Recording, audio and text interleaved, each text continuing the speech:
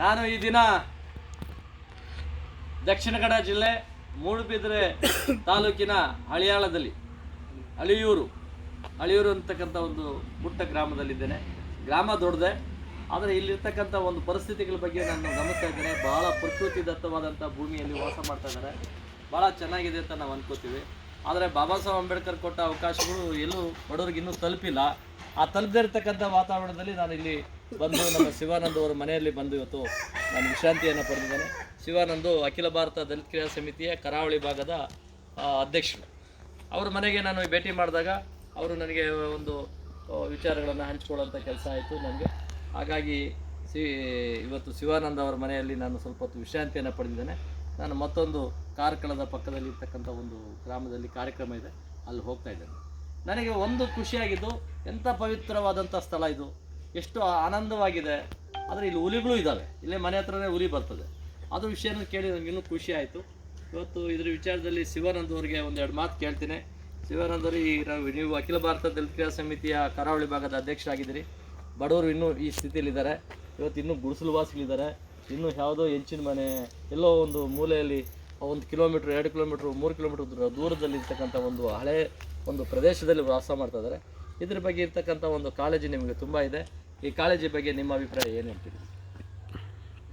ಈಗಾಗಲೇ ಹೇಳುವುದಂತ ಹೇಳಿದರೆ, ಪ್ರಥಮವಾಗಿ ಈ ರಾಜ್ಯದಲ್ಲೇ ಯಾವುದೇ ಸರ್ಕಾರಗಳು ಬಂದರೂ ಅರ್ಹ ಫಲಾನುಭವಿಗಳು ಯಾರಿದ್ದಾರೆ ಅಥವಾ ಯಾರು ಬಡವರಿದ್ದಾರೆ ಅವರಿಗೆ ತಲುಪ್ತಾ ಇಲ್ಲ. ಈಗಿನ ಕೆಲವೊಂದು ಸರ್ಕಾರದ ಯೋಜನೆಗಳು ಒಳ್ಳೆಯದಿದ್ದರೂ ಕೆಲವೊಂದು ಅಧಿಕಾರಿಗಳ ಒಂದು ನಿರ್ಲಕ್ಷ್ಯತನವು ಕೆಲವು ಸರ್ಕಾರದ ಯೋಜನೆಗಳನ್ನು ಹಾಳು ಮಾಡ್ತದೆ. ಇನ್ನೊಂದಂತ ಹೇಳಿದ್ರೆ, ನಮ್ಮಲ್ಲಿರುವಂಥ ಶ್ರೀಮಂತ ಕುಟುಂಬಗಳು, ನಮ್ಮಲ್ಲಿರುವಂಥ ಪರಿಶಿಷ್ಟ ಜಾತಿಯಲ್ಲಿ ಕೂಡ ಬಲಿತರು ಯಾರಿದ್ದಾರೆ ಅವರೇ ಪಡ್ಕೊಂಡಂಥ ಸೌಲಭ್ಯವನ್ನು ಮತ್ತೆ ಮತ್ತೆ ಅವರು ಪಡೆದುಕೊಳ್ಳುವುದರ ಮುಖಾಂತರ ಇವತ್ತು ಯಾರಿಗೆ ನಿಜವಾಗಿ ಯಾರಿಗೆ ಸಿಗಬೇಕು ಅಂತವ್ರಿಗೆ ಸಿಗ್ತಾ ಇಲ್ಲ. ಎಲ್ಲ ಕ್ಷೇತ್ರದಲ್ಲಿ ನೋಡಿದರೆ ಇವತ್ತು ಅಂಥದ್ದೇ ಪಾಲಾಗ್ತಿದೆ. ಈಗಿನೊಂದು ಸನ್ನಿವೇಶದಲ್ಲಿ ದಲಿತರೇ ವಿರೋಧಿಗಳಂತಾಗಿದೆ. ಯಾಕಂತ ಹೇಳಿದ್ರೆ, ನಾವು ಬೇರೆಯವರ ಬಗ್ಗೆ ಆಕ್ಷೇಪ ಮಾಡ್ತೀವಿ, ನಾವು ಮೇಲ್ಜಾತಿಯವರ ಬಗ್ಗೆ ಹೇಳ್ತೀವಿ ಅಥವಾ ರಾಜಕಾರಣಗಳ ಬಗ್ಗೆ ಹೇಳ್ತೀವಿ. ಆದರೆ ಇವತ್ತು ಎಲ್ಲವನ್ನು ನೋಡಬೇಕಾದ್ರೆ ಯಾರು ಪಡ್ಕೊಳ್ತಾರೆ ಸವಲತ್ತುಗಳನ್ನು, ಯಾರು ಬಲಿತ ದಲಿತರು ಪಡ್ಕೊಳ್ತಾರೆ ಅವರೇ ಆಗ್ತಾರೆ. ಎಲ್ಲ ಕ್ಷೇತ್ರದಲ್ಲಿ ನೋಡಿದ್ದೀವಿ. ರಾಜಕೀಯ ಕ್ಷೇತ್ರಗಳಾಗಿರ್ಬೋದು, ಈಗ ರಾಜಕೀಯ ಕ್ಷೇತ್ರದಲ್ಲಿ ಕೂಡ ಒಬ್ಬ ಅಧ್ಯಕ್ಷನಾದವನು ಮತ್ತೆ ಅವನೇ ಅಧ್ಯಕ್ಷರಾಗ್ತಾನೆ, ಅಥವಾ ಇನ್ನೊಬ್ಬರವ್ರ ಕುಟುಂಬದವರಿಗೆ ಅಥವಾ ಮಕ್ಕಳಿಗೆ ಈ ಥರ ರಾಜಕಾರಣ ಮಾಡ್ತೇವೆ. ಬಿಟ್ಟರೆ ಇನ್ನು ಕಡೆ ಸಮುದಾಯ, ಇನ್ನೊಂದು ಸಮುದಾಯ ಇದೆ ಅಂತ ತಿಳ್ಕೊಂಡು ಅದನ್ನು ಯುಟಿಲೈಸ್ ಮಾಡುವಂಥದ್ದು ಮತ್ತು ಇನ್ನೊಬ್ಬರಿಗೆ ಹಂಚಿಕೊಳ್ಳುವಂಥ ವ್ಯವಸ್ಥೆ ಈಗಲೂ ಈ ಪರಿಸ್ಥಿತಿಯಲ್ಲಿ ಇಲ್ಲ. ಇಂಥ ದಿಸೆಯಲ್ಲಿ ನಮ್ಮ ರಾಷ್ಟ್ರೀಯ ಅಧ್ಯಕ್ಷರು ಆಗಾಗ ನಮ್ಮ ದಕ್ಷಿಣ ಕನ್ನಡ ಜಿಲ್ಲೆಗೆ ಭೇಟಿ ಕೊಡ್ತಿದ್ದಾರೆ. ಇವತ್ತು ನಮ್ಮ ಮನೆಗೆ ಬಂದುಬಿಟ್ಟು, ಇವತ್ತು ಉಡುಪಿ ಕಾರ್ಯಕ್ರಮದ ನಿಮಿತ್ತ ಈ ಕಡೆ ಬಂದುಬಿಟ್ಟು ಇಲ್ಲಿ ವಿಶ್ರಾಂತಿ ಕತ್ತುಗಳ ಸಂದರ್ಭದಲ್ಲಿ ಇವತ್ತು ಕೆಲವೊಂದು ಚರ್ಚೆಗಳು ಮಾಡಿದ್ದೇವೆ. ಯಾಕಂತ ಹೇಳಿದ್ರೆ, ಇವತ್ತು ಸರ್ಕಾರದ ಮಟ್ಟದಲ್ಲಿ ಕೂಡ ಇದು ಚರ್ಚೆ ಆಗಬೇಕಾಗಿದೆ. ಬೇರೆ ಬೇರೆ ಸ್ಕೀಮ್ಗಳು ಇವತ್ತು ಯಾರು ಗ್ರಾಮ ಮಟ್ಟದಲ್ಲಿ ಯಾರಿಗೆ ಸಿಕ್ಕಿಲ್ವ ಎನ್ನುವಂಥದ್ದನ್ನು ಸರ್ವೆ ಆಗಿ ಇವತ್ತು ಅದು 100% ಕಡೆ ಸಮುದಾಯಗಳಿಗೆ ಸಿಗಬೇಕು. ಇವತ್ತು ಗ್ರ್ಯಾಜುಯೇಟ್ ಆದಂಥ ಹುಡುಗರಿದ್ದಾರೆ, ಇವತ್ತು ಉದ್ಯಮಗಳನ್ನು ಮಾಡಲಿಕ್ಕೆ ಎಷ್ಟೋ ಅವಕಾಶಗಳಿದೆ. ಯಾಕಂತ ಹೇಳಿದ್ರೆ, ಇಂಥ ಇದರಲ್ಲಿ ಇವತ್ತು ಅಂಥ ಹುಡುಗರಿಗೆ ಅಥವಾ ವಿದ್ಯಾರ್ಥಿಗಳಿಗೆ ಇವತ್ತು ಅವೇರ್ನೆಸ್ ಬರುವಂಥ ಪ್ರೋಗ್ರಾಮ್ನ ಇಡುವಂಥ ಯಾವುದೇ ಒಂದು ಉದ್ದೇಶ ನಮ್ಮ ಬಲಿತ ದಲಿತರಿಂದ ಆಗ್ತಾಯಿಲ್ಲ, ಬಲಿತ ಸಂಘಟನೆಗಳಿಂದ ಆಗ್ತಾ ಇಲ್ಲ. ಈ ದಿಸೆಯಲ್ಲಿ ನಾವು ಚಿಂತನೆ ಮಾಡಬೇಕು. ಇವತ್ತು ನಮಗೆ ನಾವೇ ವಿರೋಧಿಗಳಾಗಬಾರ್ದು ಅಥವಾ ನಮ್ಮನ್ನು ನಾವೇ ಶೋಷಣೆ ಮಾಡುವಂಥ ವ್ಯವಸ್ಥೆ ಆಗಬಾರ್ದು. ಇವತ್ತು ಎಲ್ಲ ಸಮುದಾಯಗಳಿಗೆ ನ್ಯಾಯ ಕೊಡುವಂಥ ಅಥವಾ ಕಡೆ ಸಮುದಾಯ ಎಲ್ಲ ಕ್ಷೇತ್ರದಲ್ಲಿ ಈಗ ನೋಡಿದರೆ, ದಕ್ಷಿಣ ಕನ್ನಡ ಜಿಲ್ಲೆಯಲ್ಲಿ ನೋಡಿದರೆ ಬೇರೆ ಬೇರೆ ಜಿಲ್ಲೆಗಳಲ್ಲಿ ಪರಿಶಿಷ್ಟ ಸಮುದಾಯಗಳಿದೆ. ಇಂಥ ದಿಸೆಯಲ್ಲಿ ನ್ಯಾಯಯುತವಾಗಿ ಈ ಯೋಜನೆ ಸಿಗಬೇಕಂತ ನಾವು ಅಧ್ಯಕ್ಷರಿಗೆ ಕೇಳಿಕೊಳ್ತೇವೆ. ತಾವು ಅದಕ್ಕೆ ಹೋರಾಟಗಳನ್ನು ಮಾಡಿ ನ್ಯಾಯ ಕೊಡಬೇಕಂತ ಕೇಳ್ತಿದ್ದೇವೆ. ಈಗ ಶಿವಾನಂದ್ ಅವರ ಅಭಿಪ್ರಾಯ, ಬಡತನದಲ್ಲಿರ್ತಕ್ಕಂಥವ್ರಿಗೆ ಬಡವರಿಗೆ ಇನ್ನೂ ಅವಕಾಶ ಸಿಗಬೇಕಾಗಿದೆ. ಆ ಅವಕಾಶ ಸಿಗಲಿ ಅಂತಕ್ಕಂಥ ಮಾತನ್ನು, ಮನದಾಳದ ಮಾತನ್ನು ಹೇಳಿದ್ದೀವಿ. ನಾವು ಭಾಳಷ್ಟು ಚರ್ಚೆಯನ್ನು ಮಾಡಿದ್ದೇವೆ. ಅಖಿಲ ಭಾರತ ದಲಿತ ಕ್ರಿಯಾ ಸಮಿತಿಯ ಪ್ರಧಾನ ಕಾರ್ಯದರ್ಶಿಗಳು ನಾಗರಾಜ್ ಅವರು ಬಂದಿದ್ದಾರೆ. ಇಲ್ಲಿ ನಮ್ಮ ಅಂಬೇಡ್ಕರ್ ಪ್ರಚಾರ ಸಮಿತಿಯ ವಿಶ್ವನಾಥನ ತಮ್ಮನು ಇಲ್ಲಿ ಹಾಜರಾಗಿದ್ದಾರೆ. ಇವತ್ತು ಶಿವಾನಂದರ ಶ್ರೀಮತಿಯವರು, ಇವತ್ತು ಯಾವುದೇ ಒಂದು ಪುರುಷ ಯಶಸ್ವಿ ಆಗಬೇಕಾದ್ರೆ ನನ್ನ ಮನೆಯಲ್ಲಿ ಸಹಕಾರ ಸಿಗಬೇಕು. ಹಾಗಾಗಿ ಅದು ಸಹಕಾರ ಸಿಗ್ತಕ್ಕಂಥ ಕೆಲಸವನ್ನು ಮಾಡ್ತಾ ಇರ್ತಕ್ಕಂಥ ನನ್ನ ತಮ್ಮ ಶಿವಾನಂದ್ ಅವರ ಧರ್ಮಪತ್ನಿಯವರಿಗೆ ನಾನೊಂದು ಪ್ರಶ್ನೆ ಕೇಳ್ತೇನೆ. ಇಲ್ಲಿ ಬಡವರಾಗಿ ಉಳಿಯೋದಕ್ಕೆ ಏನು ಕಾರಣ? ಅದೇ ಇವರು ಹೇಳಿದ್ದಕ್ಕೆ ಸರ್, ಬಡವರು ಅಂದರೆ ಶ್ರೀಮಂತರು ಮಾತ್ರ ಉಪಯೋಗ ಪಡ್ಕೊಳ್ತಾರೆ. ಮೀಸಲಾತಿ ವ್ಯವಸ್ಥೆಯನ್ನು. ಹಾಗಾಗಿ ಬಡವರು ಬಡವರಾಗಿ ಉಳಿತಾರೆ ಅಂತ ನನ್ನ ಅಭಿಪ್ರಾಯ. ನೋಡಿ, ಎಲ್ಲರ ಭಾವನೆಗಳು ಒಂದೇ ಇದೆ. ಬಡವರು ಬಡವರಾಗಿ ಉಳಿಯೋದಕ್ಕೆ ಏನು ಕಾರಣ ಅಂತಕ್ಕಂಥದ್ದು ಮಾತನ್ನು ಸ್ಪಷ್ಟವಾಗಿ ಹೇಳಿದ್ರು. ಇಲ್ಲಿ ತುಳು ಕನ್ನಡ ಬರಲ್ಲ, ಕರ್ನಾಟಕದಲ್ಲಿ ಇದ್ದರೂ ಕನ್ನಡ ಬರಲ್ಲ. ಅಪ್ಪಿ ಅಪ್ಪಿ ಅಪ್ಪಿ ಅಲ್ಲ ಅಪಿನ್ ಅವ್ರಿಗೆ ನನ್ನ ಶಿವಾನಂದ್ ಅವರ ಧರ್ಮಪತ್ನಿಯವರ ತಾಯಿ, ಅವರಿಗೆ ಕನ್ನಡ ಬರೋದಿಲ್ಲ. ಅವ್ರು ಬರೀ ತುಳು ಬಿಟ್ಟರೆ ಬೇರೆ ಭಾಷೆ ಬರೋದಿಲ್ಲ. ನನಗೆ ಹೇಳೋದು ನಿಮ್ಗೆ ಅರ್ಥ ಆಗ್ತಾ ಇದೆ. ಇವತ್ತು ಬಡವರು ಹೀಗೆ ಪರಿಸ್ಥಿತಿಯಲ್ಲಿ ಇರೋದಕ್ಕೆ ಏನು ಕಾರಣ ಇರಬೇಕು? ಟಿಕರ ಉಡುಪಿಜೇರು ಟಿಕ್ಕುಜಿ ಅಂಚ ದುಡ್ಡು ಬತ್ತನ ಇತ್ತನ್ನೆಲ್ಲ ಕೊರ್ಪುಜೇರು ಅಂಚ ಕೊರ್ಪುಜೇರು ಅಂಚ ಬಡವೇರಿ ಮಲ್ಲಾಗಲಿ ನೋಡಿ, ನನಗೆ ಅರ್ಥ ಆಗ್ತದೆ ಈ ಭಾಷೆ. ಇಲ್ಲಿ ಬಡವರು ಬಡವರಾಗಿ ಉಳಿಯೋದಕ್ಕೆ ಕಾರಣ ನಮ್ಮಲ್ಲಿ ಇರ್ತಕ್ಕಂಥ ಶ್ರೀಮಂತ ವರ್ಗ ಆ ಬಡವರಿಗೆ ಅವಕಾಶ ಕೊಡದೇ ಇರೋದ್ರಿಂದ ನಾವು ಈ ರೀತಿ ಇದ್ದೀವಿ ಅಂತಕ್ಕಂಥ ಮಾತನ್ನು ಹೇಳಿದ್ದಾರೆ. ನಮ್ಮ ಪವಿತ್ರ ಅಂದ್ರೆ ಹುಡುಗ ಇವರ ಏನಾಗ್ಬೇಕು ನಿಮಗೆ? ಅಳಿಯ ಇಲ್ಲೇ ಇದ್ದಾರೆ.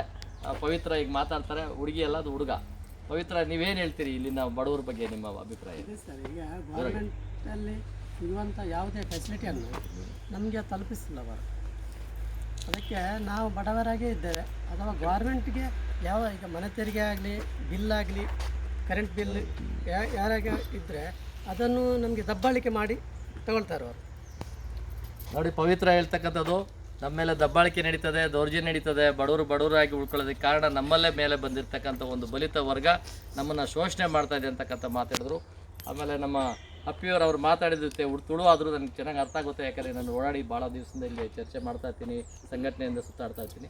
ಅವ್ರು ಹೇಳಿದ ಮಾತು ಅಷ್ಟೇ ಮಾರ್ಮಿಕವಾಗಿ ಬಡವರು ಉಳ್ಕೊಳ್ಳೋದಕ್ಕೆ ಕಾರಣ ನಮ್ಮಲ್ಲಿ ಇರ್ತಕ್ಕಂಥ ಶ್ರೀಮಂತ ವರ್ಗ ಅಂತ.